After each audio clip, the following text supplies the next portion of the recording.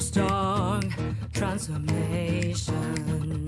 PostdocTransformation. PostdocTransformation.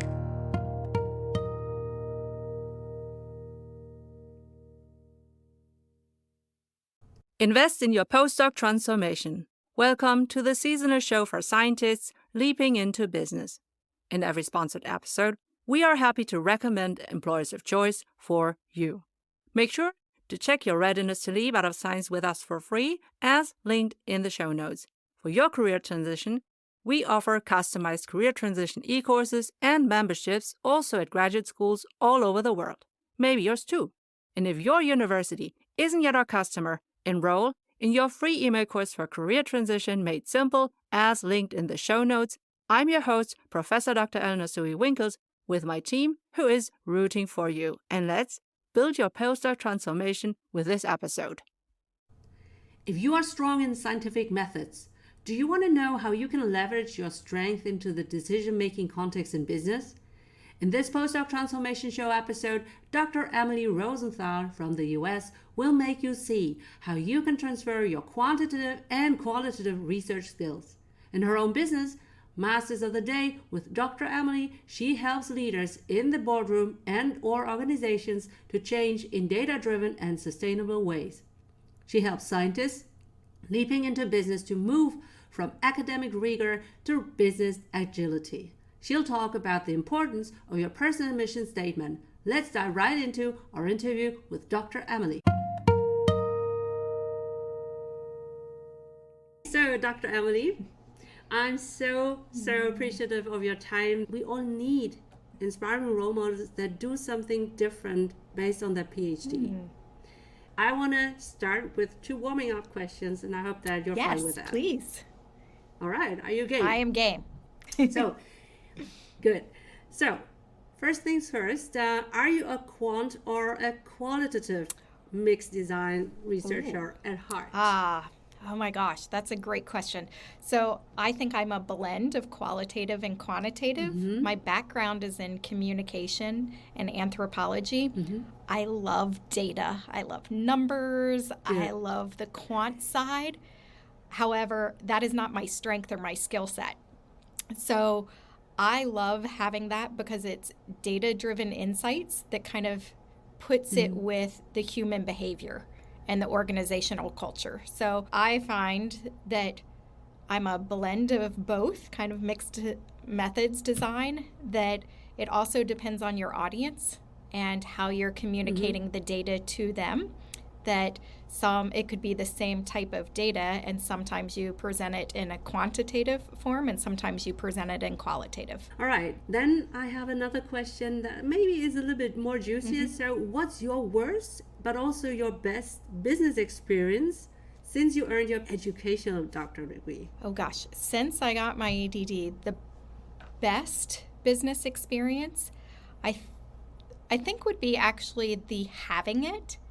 And I mean, an EDD is like a scholarly expert in the field, where my understanding, I don't have a PhD, but that's more the philosophy of, and it's a lot of academics and studying the theories, where an EDD, a scholarly expert in the field, it's still based on theory, it's based on frameworks, it's based on a lot of the information, but it's applied directly into the business or into the organization. So I think that probably the best experience is having the background that then I can apply in the organization. So in the professional, being an expert in the field, though I would say the worst experience is also how to communicate that to people. Talking about what our studies are and how it applies to the organizations that we work with, I would say is the best and the worst at the same time. That's intriguing, because I would have thought that based on your explanation, that would be really a benefit. Oh, yes, it's a benefit to have it. Over the PhDs that are mostly research oriented. I agree. And well equipped for research, but not so much for organizations. Yes. And I think which lies with if somebody has a PhD or an ADD or any higher degree, it's how do you explain it to those that are not in that academic setting. So to start off and say, I have a doctorate in organizational change and leadership, people are like, oh, that's fascinating. And then it's, well, what does that mean? Okay, that already is in it a real. Okay, so postdoc transformers, if you haven't been, paying attention to that, the way you frame it makes the difference. Yes. So people in business don't know about the different doctoral degrees and to what extent they might be or not be applicable in business. So the way you frame it will make the difference for you. Yes, and I would say practice the communicating that it's taken even a year of feedback from other people, or when I describe something, hearing how somebody asks questions, and it's almost as though you are crafting your elevator speech of who you are, and just a little tagline, a little how are you solving a problem for someone, and that then just brings people in.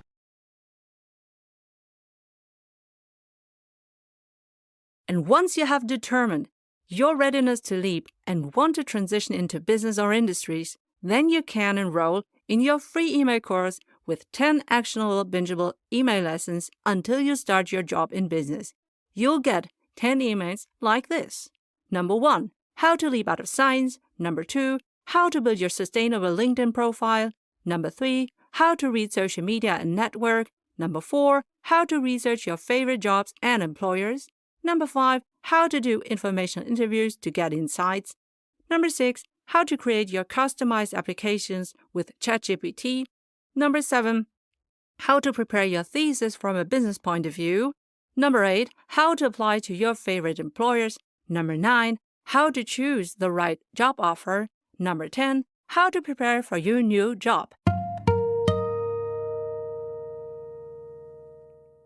So now we'll be focusing on your topic, that is how to leverage scientific methodology in the business decision-making context. And that's really, I say that you are the expert for that, because you've put so much thought into how to explain your business to others. And I think that this is already very scientific in the way of that you are testing this. I mean, you're saying that you should pitch, and then you already said that you should take a lot of, practice over a couple of years with many different audiences, and that's essentially hypothesis testing.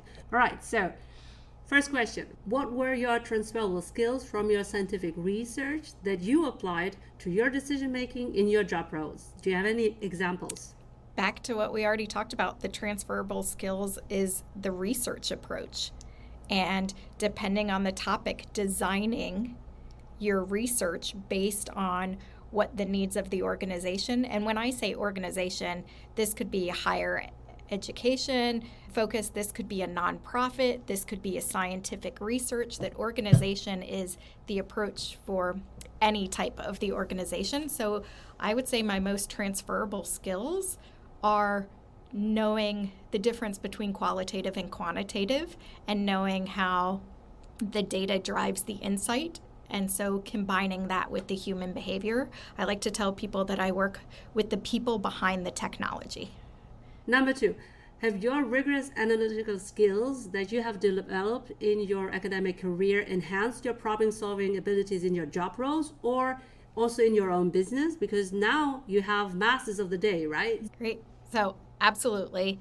I would say the analytical skills, like the rigorous honing at my academic career, are almost the cornerstone to how I solve problems now. So I went in, and my field has not changed. However, my approach and how I run things is different. So it's enabled me to kind of take complex issues and be very strategic with the solutions that I have, and also how I analyze the data. So before it was more experiential based, and now it's more data driven and understanding theories of change and the frameworks. And so when I work with leaders or work with people within organizations, there's a lot more background then to the skills that I'm able to bring to the table. When you're talking to leaders in their organizations, what kind of data do you collect and assess or Great question.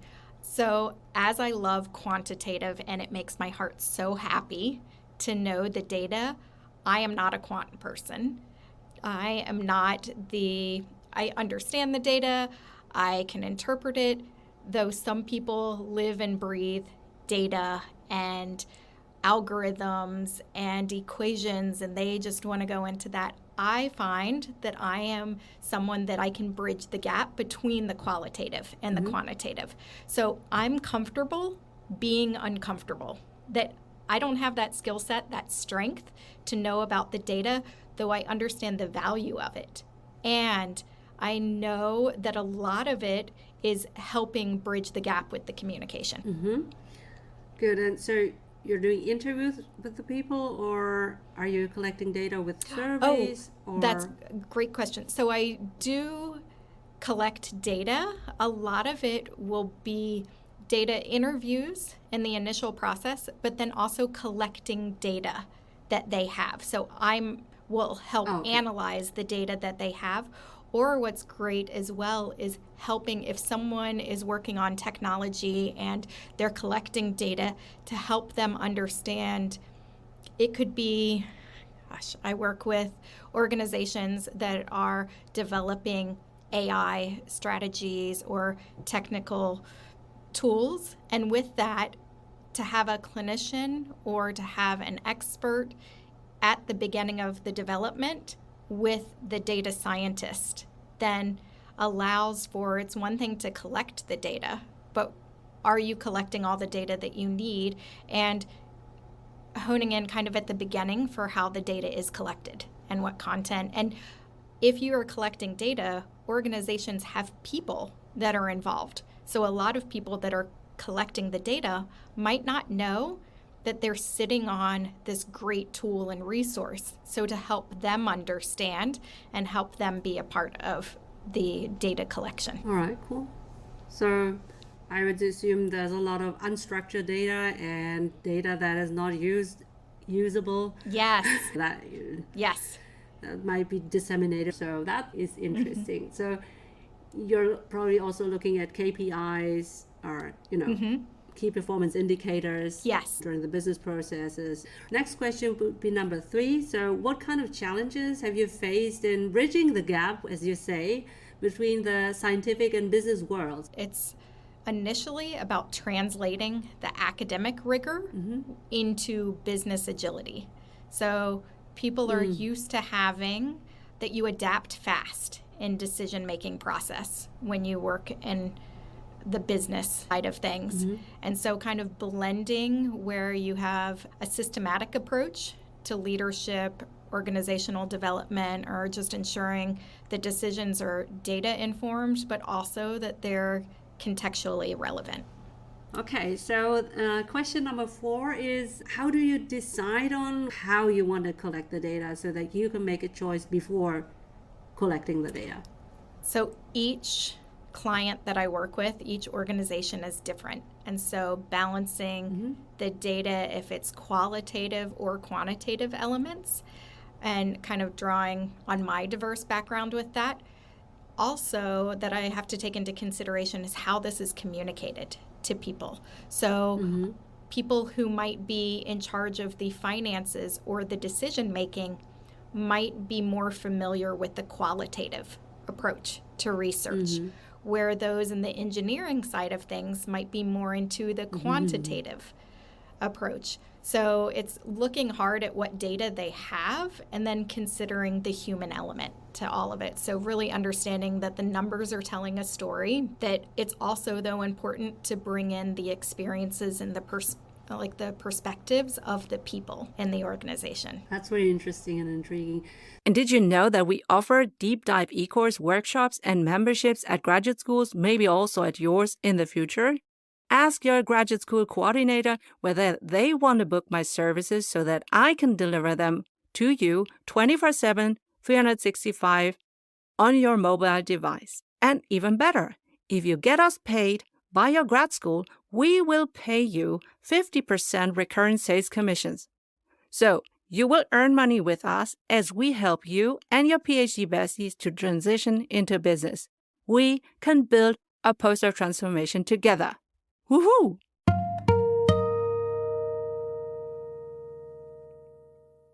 So one question I have now is, what kind of clients do you have? Are you working in specific industries or across industries? Is it small, medium businesses, or is it corporate, or what kind of clients do you have? Initially, I was working just with executives in leadership development. And then I was able to expand into working in the tech industry. I've worked in advertising for years. I've worked in the health field. There's a lot of similarities to different industries. So I work with individuals, I work with a department, or I work with a larger corporation with one aspect. Mainly what I've been focusing on since my doctorate is working within teams within a larger organization or with individuals.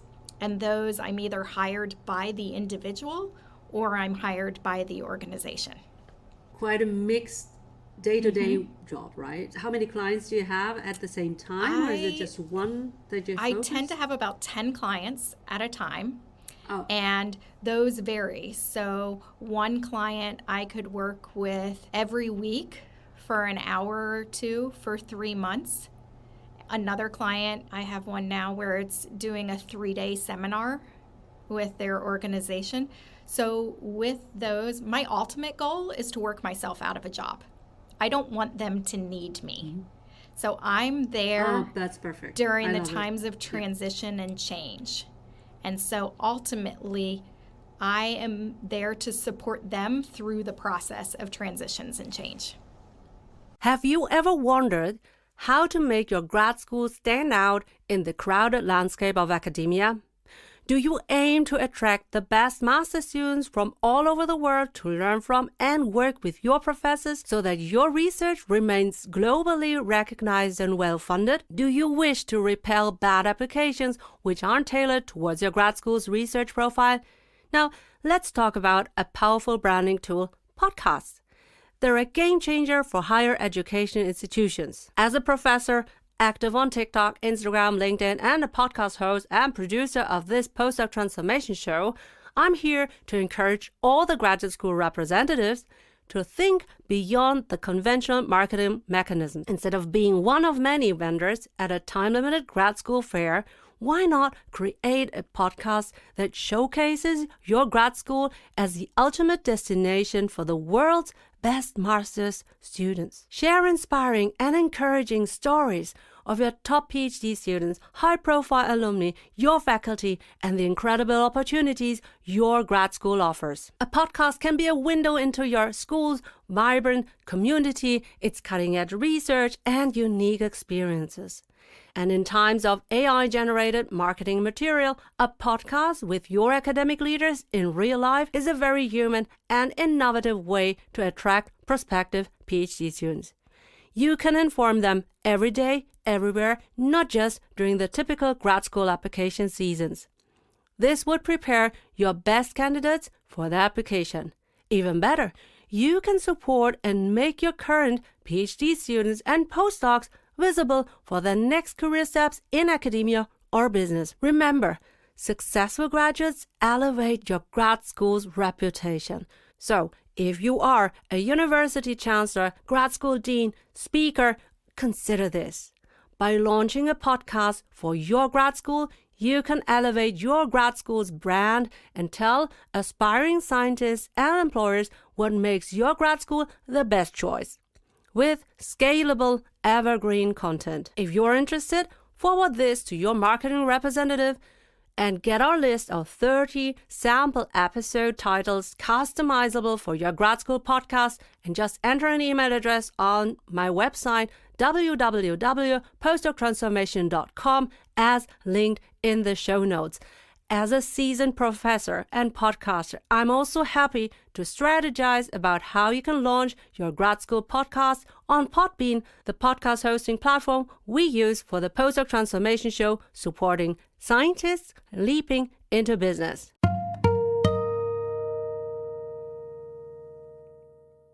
So question number 5, looking at your previous job roles and running your own business, how do you view risk assessment and hypothesis testing in the context of business decisions?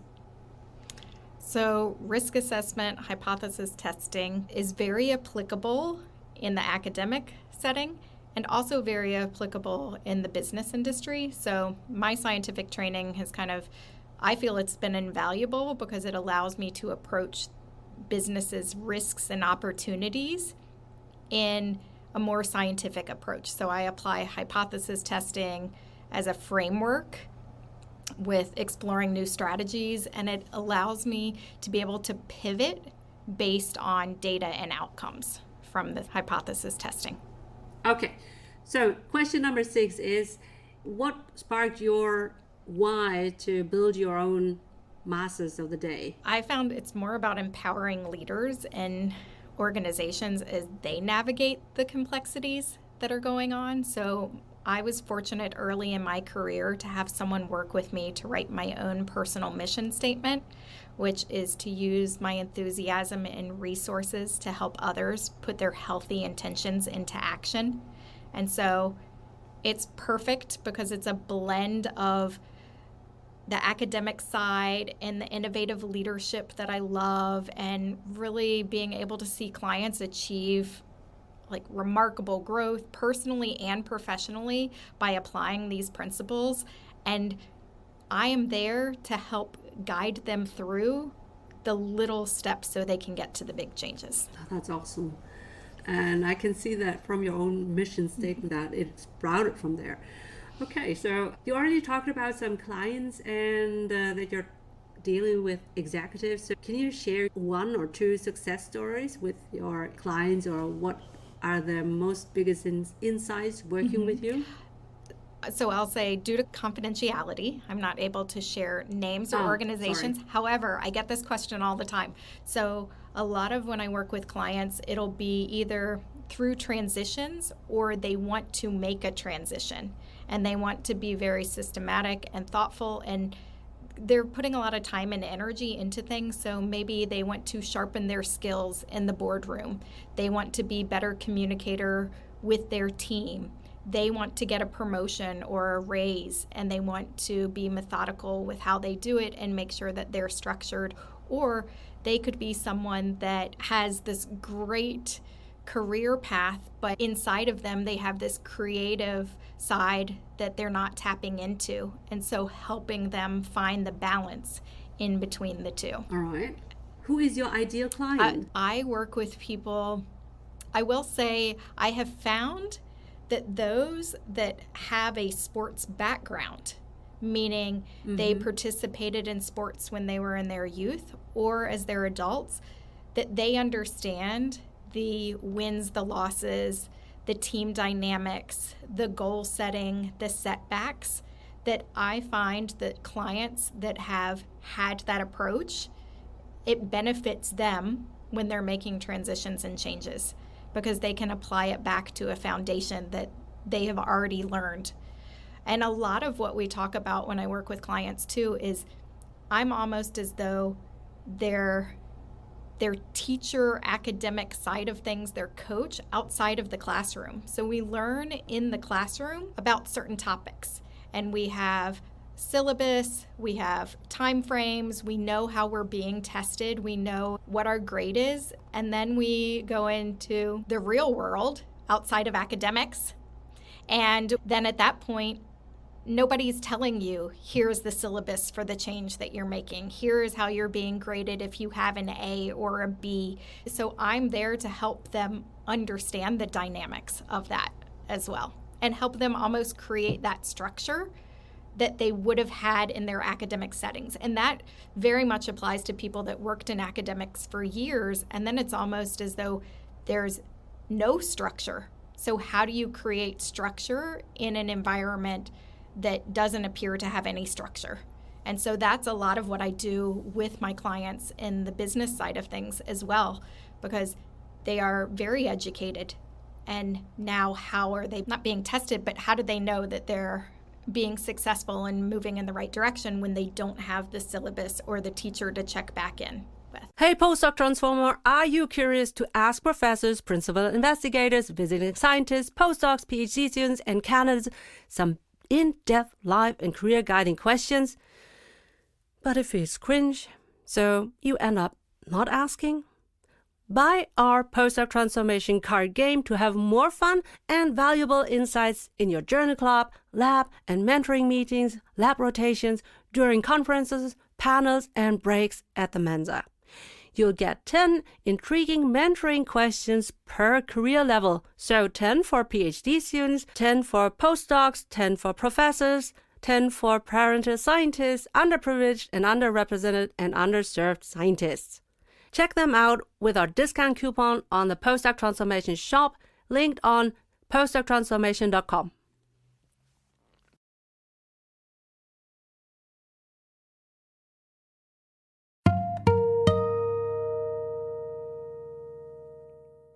So looking back at your graduate school experience, would you recommend your grad school and why?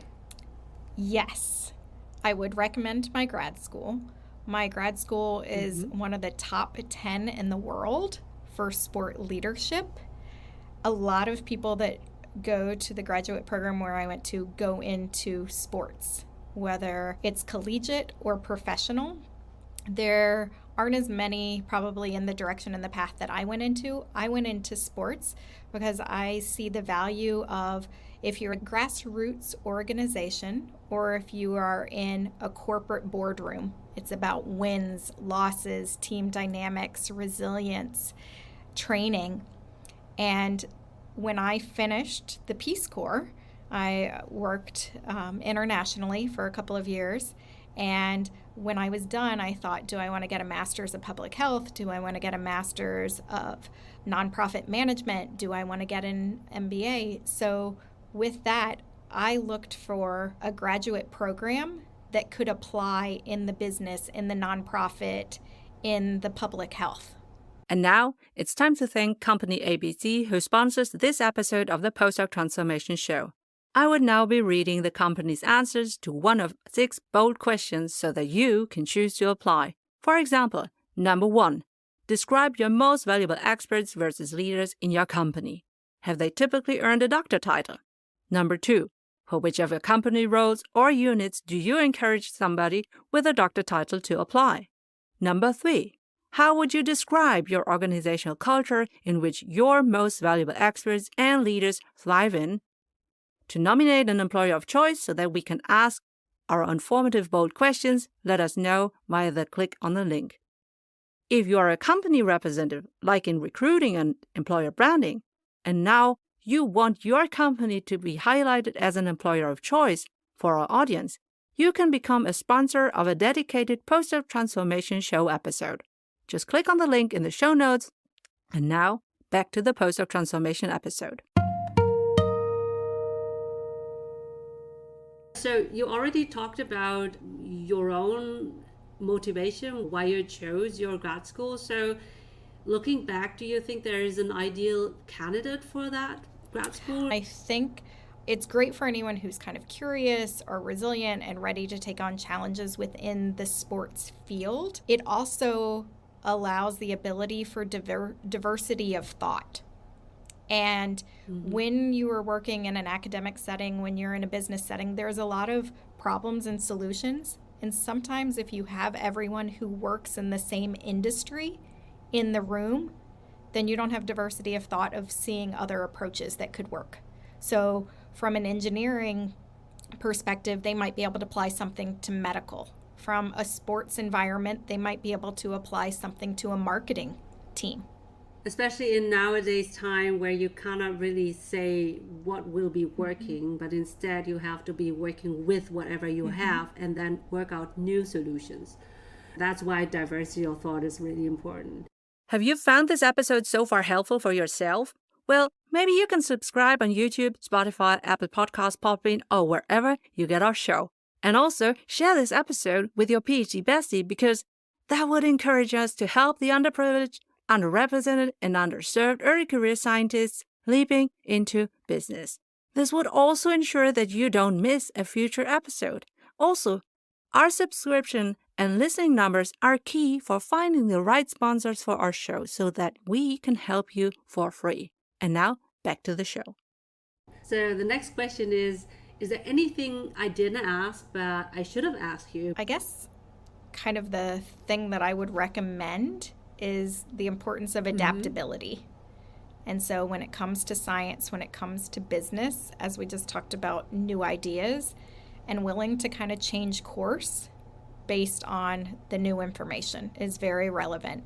Okay. A lot of times people are emotionally invested or have spent a lot of time invested in solutions or problems or paths. And I would say be adaptable, be flexible, and be sustainable. Oh, that's a real in there. Remember, you are a postdoc transformer. You are highly intelligent, well-educated, a bachelor, master, and maybe you have already your doctor under your belt, or you are a postdoc. You are internationally experienced, fluent in English, a leader and expert in your prior research field. You're resilient, brilliant in adaptation and problem solving. You are eager to bring in the transferable and monetizable skills needed in many companies to embrace the future and to become or remain an innovator in their markets. You probably read a lot of books on your topics. So are there any books that you want to recommend on your topic? Oh gosh. This is where I wish I had a book club for everybody that wants to read the types of books that I read. While people are reading more mainstream stuff, I read autobiographies and business books, and I probably have about 5 of them going at once, and I'll rotate. Okay.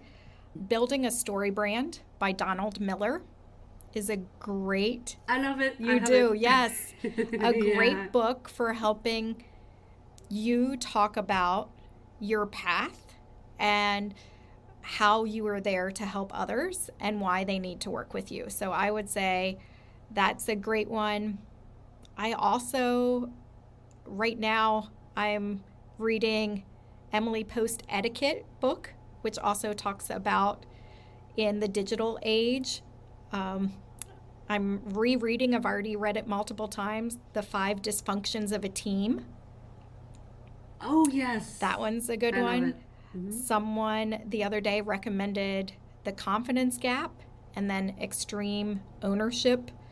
I think I read 3 books last week alone. I love reading these topics, but then I'm also reading one about Surely You're Joking, Mr.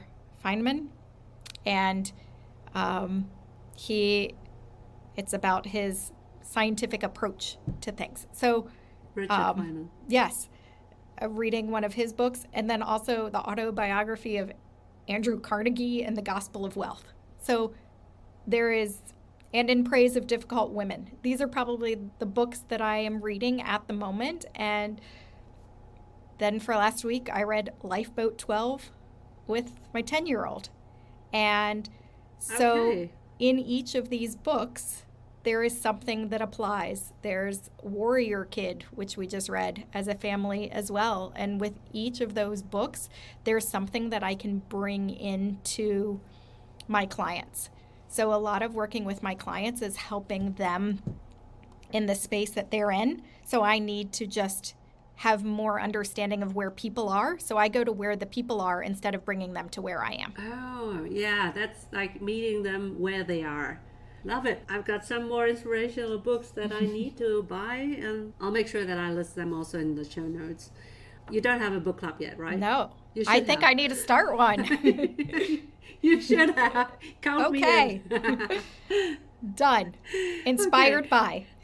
All right. So now that we've been talking about a potential book club that you will start and I will join, I really want to thank you for your time, Dr. Emily, for connecting the dots for postdoc transformers as also for master students who are thinking of, earning a PhD, choosing a grad school that is a great fit for them. And I think that you have shared a lot of things that they should consider content-wise, but maybe also in the sense of, are they the good fit for the graduate school? Because I think that the more you are embracing the diversity of thought and diversity of personalities and backgrounds and industry or the cross-industry experience, the better you will benefit from whatever academics will be able to tell you, because the real net worth will come from your network. Thank you so much for connecting the dots on leveraging scientific methodology in business decision making. Dr. Emily, how can my listeners reach out to you? Do you have a website, or is there anything that you offer them? Love to be in touch with your listeners and see how I can support them through their transitions of change. mastersoftheday.com is the website that they can find me on, and they can also find me on Instagram as well, which is Masters. Yeah, I already shared your handle Yes. on my stories.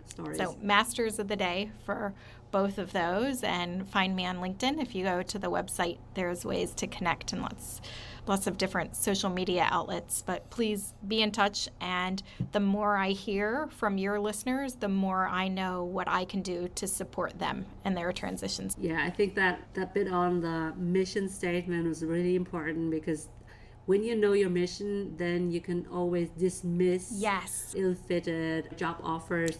And that's a great All right. example of having your mission statement is like a North Star, and it helps guide you on your path. And as you said, if there's something that doesn't align with your mission, a lot of times it helps you know what to say no to, so you can be on the path to yes. Okay, maybe I should visit your website and get the mission statement right. All right, cool. Thank you so much for this time. I know that I already want to invite you for a second round or even a third round. So would you be game to come back to the show? I'd love it. I'm inspired just talking about this now, that it makes me want to be even more involved with what you're doing. Yes, please. Do you want a transcript of our episode? And our episode sponsors answers to all 6 bold questions so that you can choose to apply. Do you want to nominate your potential employer of choice so that we can ask them our bold questions? For all of that, click on our links in our show notes and on our website, www.postdoctransformation.com.